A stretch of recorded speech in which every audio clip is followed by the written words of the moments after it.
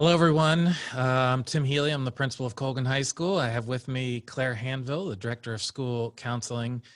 And we've made we're making a video for you to help answer some of the questions we received about the upcoming 50-50 proposal and the choice you have to make as a parent about whether you will be sending your child to school on the 50% model or keeping them in the virtual only component. And so we put our survey out a few days ago and we received over 750 responses. And we've tried to cluster all those questions. Obviously, we're not going to go through 750 individual questions, but we did cluster those by major topics, and we're going to hope to cover everything with you. Now, a couple of I guess fine print things. We are making this video on Thursday, October 1st. I only say that because things have been changing quickly and rapidly and sometimes hourly. And so what we're saying today, what I'll say today, is valid as of today, Thursday, October 1st. Also, if you haven't completed that survey or your choice yet in Parent View, reminder that the deadline for that is Sunday, October 4th. Now, if you are happy with the choice that you made this summer, there's no need to update that. That'll just carry over. So really, it's just if you want to change your mind or make a different choice than you did, or maybe you didn't fill it out this summer, just make sure you do that by Sunday, October 4th. Before we get into some of the specific questions, I just want to remind everybody there is lots and lots of information for the division that is on the school division's webpage, and you can see that right here. Dr. Waltz talks about the second quarter update here in this component, but if you go down here where it says Return to Learn FAQ, there is much information right on here about the second quarter, the 50% model. There's some sample schedules here by level, elementary, middle, high. I'm going to come back to this when we talk about the schedule, but just so you know, that resource is there and available. Everything we address today is going to be Colgan specific. I can't speak to if you have children at other schools or other high schools or other middles or elementaries. I'm going to speak to Colgan specific questions. So looking at our questions, we'll get into it now. I'm going to start with schedules and instructional practices. So actually, I'm going to ask you, Ms. Hanville, to talk a little bit about schedules, and the parents I know are aware that certain kids are going to be in certain what we're calling houses, a Tuesday, Thursday group and a Wednesday, Friday group. How has that, when will parents find that out, and how is that all determined? And can you talk through that just a little bit? So we have based our houses, the way our sections are built, based on a student's last name. So we currently have, if you have the last name A through K, you would be attending on Tuesday and Thursday. If you have the last name L through Z, it's Wednesday, Friday currently. You can see if you look in Parent View on your student's schedule, the last two letters of their section really show that house. So there's TRWF and there's VO for virtual only. I did try to go through and match up if there's any families with different last names that might fall in different categories. So based on address, to make sure that families were attending the same time. And there may be some exceptions at different schools, but we were trying to keep consistency so that if you had students in other schools, you'd be attending on the same day. If something looks a little crazy in Parent View, or after the official houses come out on October 21st, if you have any concerns, then please reach out and we can do our best to work with you on that.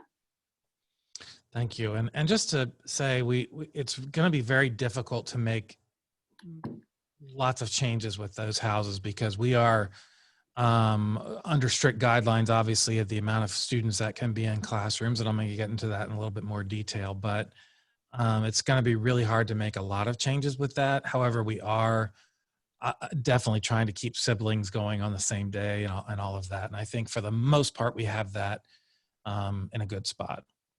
There were also some schedules about, also some questions about how the schedule will be different in the third and fourth marking period, the second semester. And I can tell you right now, I don't have any of that information. We really haven't been given additional guidance on that. So at this point, I just assume when we move to 50%, we stay on 50% until somebody tells us we're not on 50% anymore. I guess there's a potential that we could move back to all virtual. And there's a potential that we could move to something with more students in the building, I guess. But that is really to be determined. And I think it's kind of too early to make those exact determinations. So we don't have much information about what next semester, quarter 3 and quarter 4 look like. Now, one concern we've heard a lot from parents is, will my child's teachers change, right, when we go to the 50-50, or if I choose 50-50 versus virtual? And so really the answer to that is most likely not. In most vast majority of cases, we are not looking to change teachers. We value the relationships and rapport that have been developed, and we believe that kids will stay with their teachers. The only exception, or I guess the one problem that could happen, is if many people that selected virtual only in the summer change their mind to now say they want to come in person. If we were overwhelmed with those number of requests, we may have to make some schedule changes to keep within those maximum guidelines in classrooms.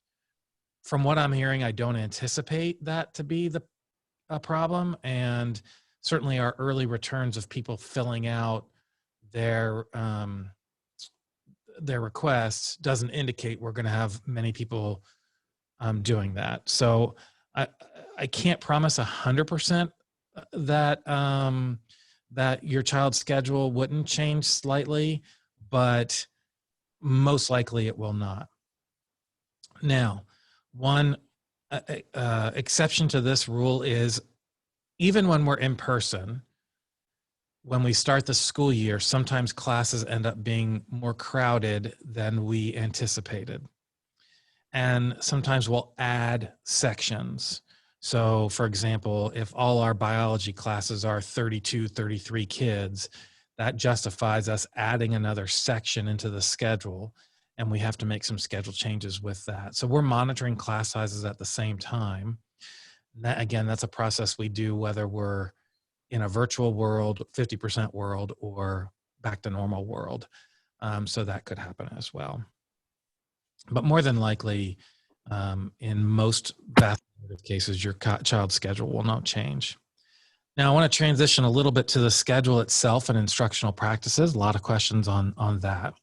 So the first thing you should know is when the school division says we're going 50%. And as of today, October 1st, that date is November 10th. That could change.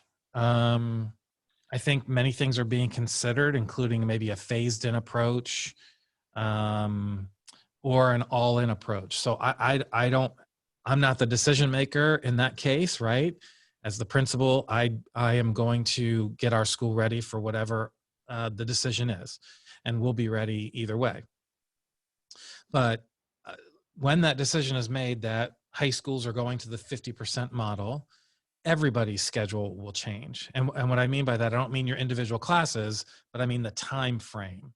So we'll go back to our 7:30 start time and our 2:10 end time for everybody, whether you're virtual or whether you're in person. So what happens is, if you think about, each class has 3 groups of students. You'll have the Tuesday, Thursday students, you have the Wednesday, Friday students, and you have the virtual only students. So a second period class on a Tuesday, let's say that's English class, a number of the children will be in person. Those kids that choose to come, that are in that Tuesday, Thursday, they'll be here in person. At home, live streaming in, will be the virtual only kids and the Wednesday, Friday kids. And then if you switch to Wednesday, we repeat the same schedule, but the kids just switch.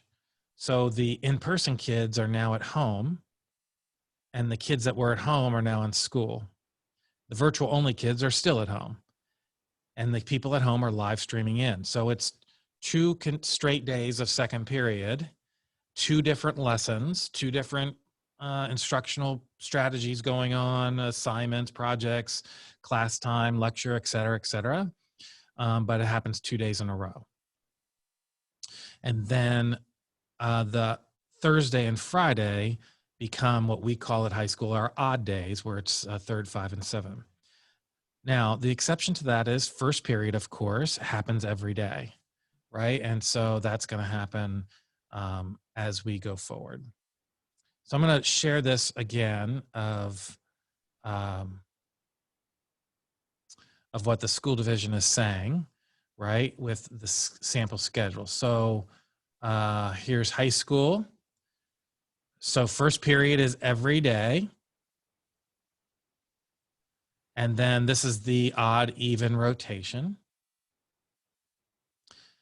And if you look down here, it kind of explains.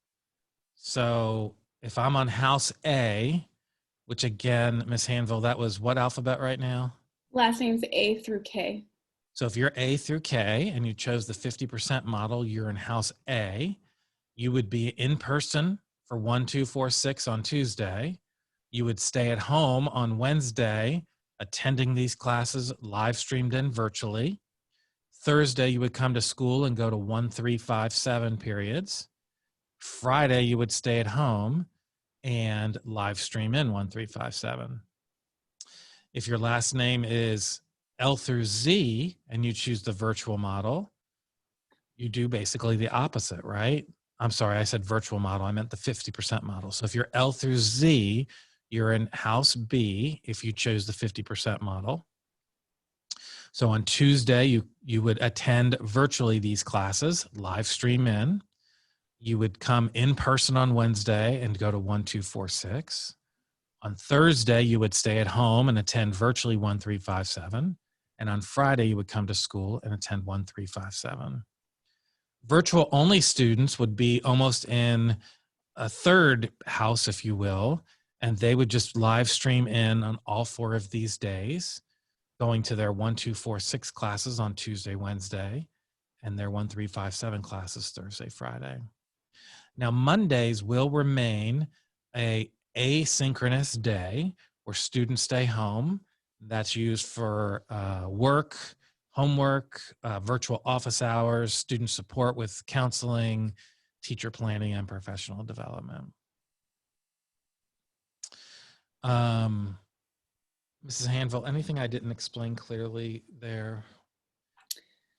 Do families have to choose all, like that they're going to do all of their classes 50% and then virtual on the other days, or can you choose specific classes that you'd like to do? So you do need, it's all or nothing, right? And so you either come to all your classes in the 50% model, or you choose to do all your classes virtually. We can't really have the capability to, or the, the capacity to handle kind of picking and choosing of classes like that. And so I know that's a tough decision, but it's really either your child comes for the 50% model for all 7 classes, or they stay home for all the 7 classes in the virtual model. And then another thing we had a lot of questions about was like the bus transportation schedule. And so I'll go ahead and share that we are going to have all of the changes that we have to make done by October 20th, so that then your official house comes out on October 21st, and then transportation takes those students from there. So we don't have any specific information about transportation times for individual students just yet, but it will be coming. Okay, I'm glad you brought that up. I did skip over that one. The first period is a little unique. If you look at right here, let me get this right here, you can see that, so 50% of the kids would be coming, and they're, because of the capacity limits on buses, half the students are going to arrive at one time with first period starting, Then the buses are going to return and do a second round to pick up the other group of students, and they'll arrive with the second group. And then the same thing happens at the end of the day, where the group that arrived early will be dismissed at 1:40. And then the second group will remain in first period until the end of the day. This is a little bit, it's not a little bit, it's a lot of bit complex. And we don't have all the details as far as the specific times. Transportation obviously controls pickup times and drop-off times. What we do know is transportation is saying, based on what they're anticipating the capacities to be on the buses and the number of students that will need bus transportation, that they will need 2 rounds to get everybody in the morning and to take everybody home in the afternoon. And so our schedule will have to accommodate that. Obviously, to complicate that a little bit more at high school, as many of our students will drive, and we're still need to work out those details from the school division about how we're going to handle drivers and which, if they'll be on the early group or the later group, and how that'll work. I want to transition into instructional practices in the classroom. So we've got a lot of questions on how will it work, right? And so the teacher's going to be teaching the class. And remember, we're going to go back to our original high school schedule. So classes are a little bit longer than the 70 minutes. The students at home would be live streamed in through Zoom, just like they're using now. So they'll use the same thing. The difference is the teacher will be in the classroom teaching to half of the students in the class. That camera will not be focused on the students in the classroom. We've heard some concerns about that. The camera will be focused on the teacher. The teacher will be encouraged to do the majority of her work or his work from the front of the classroom. We've actually are taping off areas in the classroom where the teacher will be, especially the part that is live streamed home to you, to your child at home. We don't anticipate that the teacher will be live streaming for the entire 90 or 95 minutes of the class. They may do a 30-minute instruction with the entire group. Then they'll tell the people at home to work asynchronously on something, and then they can work individually with the group that's in school. And then remember, the next day it flips. And so there were concerns about that camera would be picking up every single child in the class, and that won't be happening. It'll be focused on the teacher. Canvas is still going to be used as a support model for assignments of modules and videos and et cetera, et cetera.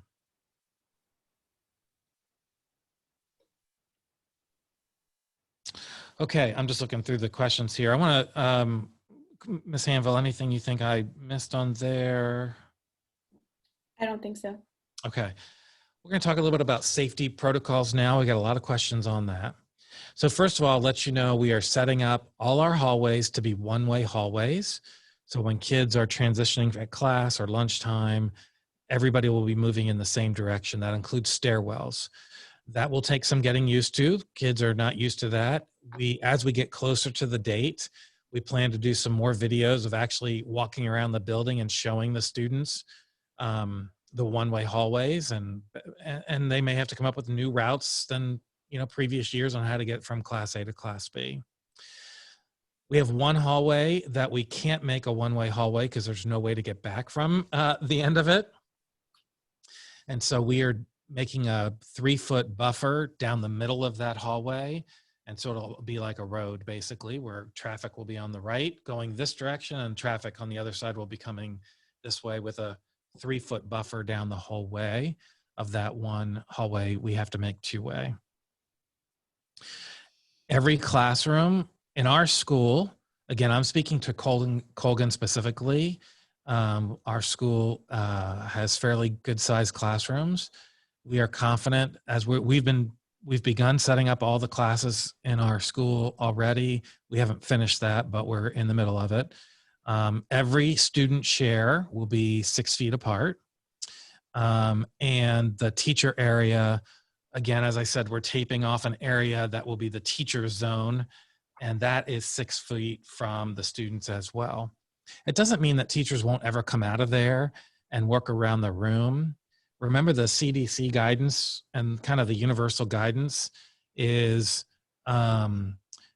if you're within 6 feet of someone for more than 15 minutes, that's the problem. And so I'm not saying a teacher who's wearing a mask and a student wearing a mask won't have closer interaction than 6 feet, but it won't be for over 15 minutes for sure. And it's going to be minimized as much as possible. But all our classrooms, the student chairs will be 6 feet apart. Masks, everyone will be expected to wear a mask in our building. I know there's been some discussion about that. I can tell you the expectation is that everyone wear a mask, will wear a mask. Now, some of you might be, if you're witty like me, you might say, well, Dr. Healy, you don't have a mask on and you're in the building. That's correct. Certainly a teacher working individually in his or her classroom, or someone individually in their office, they may have their mask off. That's not a problem. But any type of hallway interactions, classroom interactions with multiple people, we're going to enforce that people are wearing their masks. And there was some questions about discipline associated, and certainly in this world, I don't want to be in the business of crushing students with discipline who don't wear masks. But on the other hand, we're going to be taking it very seriously, right? And so obviously giving teenagers a chance to self-correct as we remind them to wear their mask and wear it appropriately will be our first line of action. Contacting the parents, letting parents know. And if we keep meeting the resistance, we'll invite that child to go virtual only, because if you're going to come 50-50, the expectation is that you wear a mask. Obviously, when kids are eating or drinking, there's an exception to that. I'm going to get to lunch in a second. If students don't, sorry, I didn't mean to cut you off. No, that's all right. If students don't have masks, will we have masks available for them? Yes, we will have masks for students and visitors who don't have masks. We've actually have these masks that we've bought, one for every student in our school, and we'll begin handing those out. And we'd love for them to represent Colgan with their mask, but they'll be able to wear whatever mask they want. But we do have ones for students that don't have one. Cleaning during transitions, classrooms will be cleaned. Teachers have not been trained in that yet. I know there was some discussion about that, but there will be training. And remember, I've been trying to remind us, as we're all kind of feeling the pressure on this, if this happens on November 10th, that we're at the 50% model, it's still over a month away, and we have plenty of time to get prepared. We're getting prepared already, but there's still lots and lots to do. And one of those things we'll be talking through with teachers, the proper way to clean their classrooms in between class changes. Lunchtime and cafeteria, our plan is not for students to eat in their classrooms because, number one, I think mentally it's good for kids to get out of the classroom a little bit.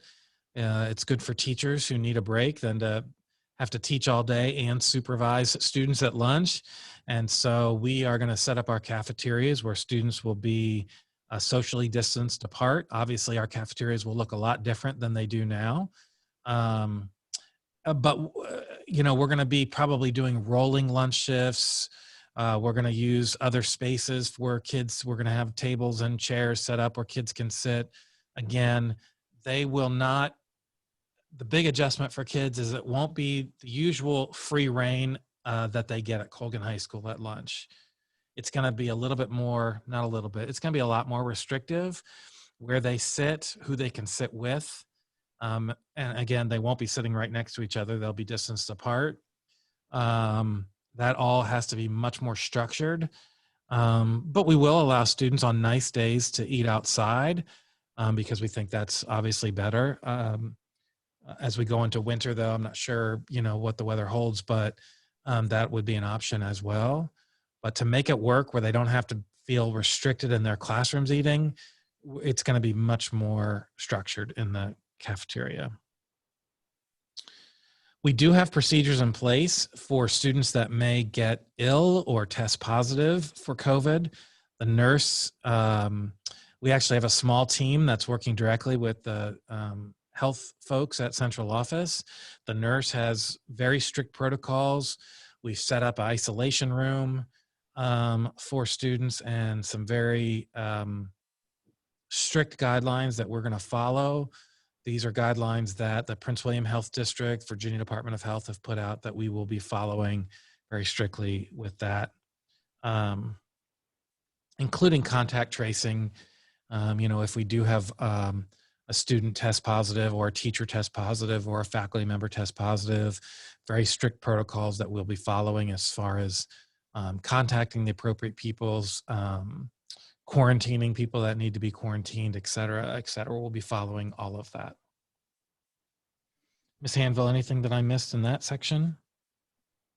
Did you want to touch upon the student surveillance form that parents would answer themselves? Yeah, so I haven't seen a lot of details on that. I don't know if you have, Ms. Hanville, but I do know parents will have to fill out a daily, almost like a checklist to verify that their student is not feeling any symptoms, doesn't have a fever, et cetera, et cetera. Certainly, I've seen stories from across the country where, and I don't know all the facts, I just get what I read in the news, but parents sent a child that was tested, that was positive for the virus, sent that child to school. I've read a story where parents threw a party at their house with multiple kids, and that caused a big controversy. So obviously I'm aware of those, and we're relying on everybody to keep us all safe. I will say this, I think at high school, especially, even before we've dealt with this very serious virus, we've had situations in the past where kids will not feel well or be under the weather, and they want to come to school just to take the test in this class, or I can't miss this class because it's an AP class. And I cannot emphasize enough that we have got to not let kids do that and keep them home this year. I give you my personal guarantee that no teacher will punish or penalize a child for staying home for not feeling well. And I also give you my personal guarantee, I'm being recorded. If you feel like a teacher has penalized your child for that, I will personally get involved and fix that situation. Under no circumstances do we want kids coming that, even if they don't feel good, and you're sure it's not the virus, right? Keep them at home. We don't want anybody in school that has close to a fever, that has a cough, any of those things. Just stay home this year is just the best thing to do. And we will get the instruction worked out with those classes. And every student will still have access to like the Zoom link. So if they're not feeling well, they'll be able to attend. Obviously, there's situations where we still need to excuse those absences because they need to be in bed. But it's not like they won't, if you're coming 50% in person on Tuesday, that you won't have access if you were going to tune into a certain part of that class. Great point. Great point. So yeah, they don't, sometimes they may be too sick to do that, as you said, but if they're just not feeling well or they're just being cautious, they obviously can Zoom into the class and feel like they're a part of the class as well. Thank you. That's a great point. So talking about technology a little bit, I will say that, so we've distributed, I think about 1,000 to 1,400 devices, laptops to students. The school division has already put an order in to get everybody a device. So in fact, the whole school division will eventually be one-to-one. The demand on laptops has been great. We're anticipating those additional laptops to come in sometime later in the fall. And so even when kids return to school, bringing those devices to school to work on, access Canvas is going to be encouraged. If your child doesn't have a device yet, like you're working on your own personal home device, they'll be allowed to bring that to school. But if you are not comfortable with that, then we'll make accommodations for that as well. But hopefully, we'll be issuing everybody that hasn't got one already a one-to-one laptop, and so you can bring that one to and from school. I will mention also the school division is investing a serious amount of money and technology and just into the overall infrastructure of the school division to handle all of this live streaming. It's not totally in place yet, but we're told by November 10th, I'm not a technology person, so, but a lot of gigs to expand the bandwidth to be able to handle all this stress on the system. So we should be in a good place with that. A couple other small items. I shouldn't say they're small, but just we had less questions on these extracurriculars. We're going to continue moving forward with extracurricular activities. If a student is virtual only, can they attend after school events or athletics? And the answer is yes, they can. So there's really no penalty in any of participation and other things if you choose to have your child remain virtual only. Some questions about some of the larger classes: band, orchestra, chorus, PE. So remember, we still have over a month to figure out all those details. I can tell you we're looking at relocating some of those classes. We have a massive auditorium. So for example, we may move some of those classes into the auditorium so kids can be more spaced apart. We're going to be following the guidelines that are set by the experts in those classes on what we can do and can't do. And some of those details are still being worked out, but we would certainly not put kids in the situation that we're not following the proper protocols and health guidance on those situations. Going back just a little bit, when we talk about how classes will be structured, are there any instances where the teacher might be virtual and students are in person? Thank you for reminding me to discuss that. So we do have some situations where teachers have some pre-existing medical conditions.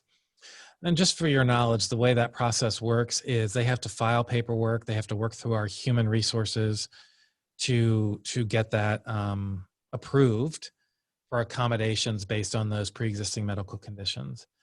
As the principal, I'm not involved in that process. That's a confidential process based on that person's health situation and our human resources folks. So in a small number of cases, we have teachers that may not come back in the building. And by small, I'm anticipating that number to be less than 10 teachers at Colgan. Of course, that number is fluctuating. Literally daily, I get emails like, this person's no longer coming, this person is coming. I mean, so it's changing each day, but as I look at the numbers right now, I would say it's going to be less than 10 total teachers. So in that case, what would happen if your child had one of those teachers is they would be teaching from home, the teacher, through Zoom. We would project that teacher up in some manner, probably most likely on the smart board in the front of the classroom. And class would continue in that manner. So the students would be in the classroom, the teacher would be at home, as well as the students that are at home as well. So we'd have all of that happening. Now, there will be another staff member that will be in the room for supervision purposes. I heard that rumor this week as well, that there were going to be no adults in the building, right? And teachers were all just going to be at home. That's clearly not accurate. So even in the small number of cases, like I said at Colgan, it's less than 10 is what I'm anticipating teachers to be in that situation. We will have some staff member in the building to properly supervise the situation. Anything else, Mrs. Hanville, that? I think we got the majority of questions. I mean, there was a handful looking through there of individual circumstances, and we didn't put any identifying information on there to follow back up with you. So I would just encourage you, if you have any questions, to reach out to the teachers, to the counselor, to the administrator, and we can help you in those situations. Yeah, and that's especially true if your son or daughter has an IEP or a 504 plan. Those things are all very individualized.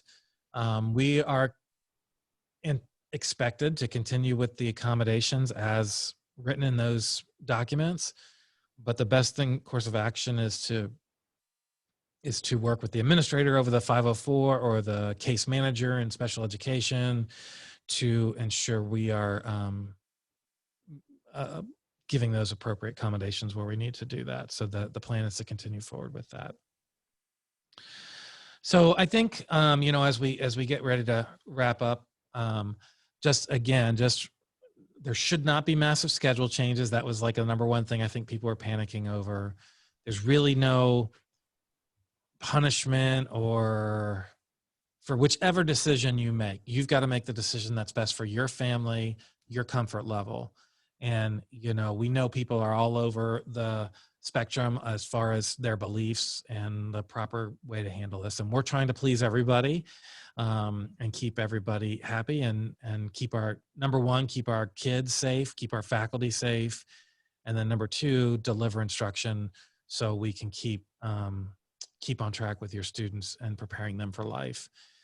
The other takeaway I want to make sure you understand is that even if you remain all virtual, things are going to change. The schedule's going to change. How they're accessing instruction is going to change, as I described. I'm not going to go through that again, but that's important to realize as well. They'll have the same access to view the lessons, the same access to ask questions, but the time changes, the schedule changes. So that's going to change whenever we go to 50% model. Again, that changes for everyone. Mrs. Hanville, anything else? I don't think so. All right. Well, listen, everyone, thank you very much. I hope we were able to answer some questions or maybe calm down some anxiety about all of this. And as I said, we don't have every single answer right now. We really just wanted to kind of give you a quick overview. A lot of the details we're going to get answered in the coming month as we prepare for this. As of today, November 1st, as of today, October 1st. And